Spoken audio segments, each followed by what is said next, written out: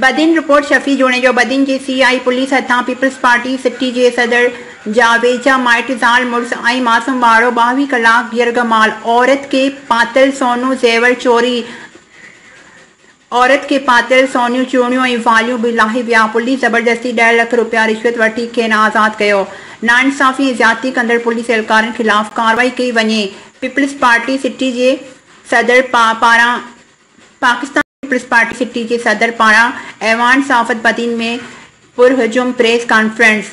तफ़सील मौजूद Pakistan Peoples Party city Badin जे सदर सरदार गुलाम रसूल सोमरो पुरहजुम प्रेस क्लब कॉन्फ्रेंस कंदे चयो आहे त हफ़्तो अॻु मीरपुर ख़ासि वासी नौमान सोमरो वलद अल्लाह ॾिनो सोमरो पंहिंजी घरवारी ऐं 2 सालनि जे ॿार सां शहीद दोदो सोमरो घुमण लाइ आया पिए, जिन बदीन रस्ते में बीठल CI सेंटर ते मुक़ररु एहलकारनि खां रस्तो मालूम कयो त CI जे एहलकारनि अब्दुल्ला मल्ला, रमज़ान मल्ला, ग़ुलाम मोहम्मद जमाली खेनि यरगमाल बणाए नाले मुश्ताक रहमो जे बंगले ते खणी विया ऐं खेनि 22 कलाक यरगमाल बणाए बाद 10 लाख रुपया कैश, 3 लाख रुपयनि जा सोना ज़ेवर, सोनियूं चूड़ियूं ऐं फालियूं जेके संदसि घरवारी खे पयल हुयूं उहे लाहे खणी विया, जंहिंखां पोइ खेनि आज़ाद कयो वियो। हुन चयो त CI सेंटर में मुक़ररु इंचार्ज ऐं संदसि एहलकारनि जो आम माण्हुनि सां इंतिहाई ख़राब रवैयो आहे ऐं संदसि रखियल एहलकार ग़रीब माण्हुनि जी तज़लील कंदा रहिया।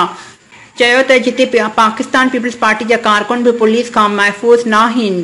सालनि वेठल बदीन ते पुलिस ऑफिसरनि खे बदिली नथो कयो वञे। हुननि चयो त असां बदीन पुलिस जे अहिड़ियुनि ज़्यादतियुनि ख़िलाफ़ पाकिस्तान पीपल्स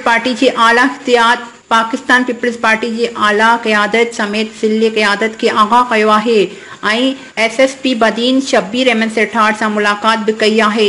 जेकॾहिं सोमवार ताईं CIA पुलिस ख़िलाफ़ क़ानूनी कार्रवाई न कई वई त पंहिंजी सिटी जे अहदेदारनि ऐं सोमरा बिरादरी समेत ऐवान साफ़त बदीन अॻियां 500 माण्हू वठी धरणो हयो वेंदो।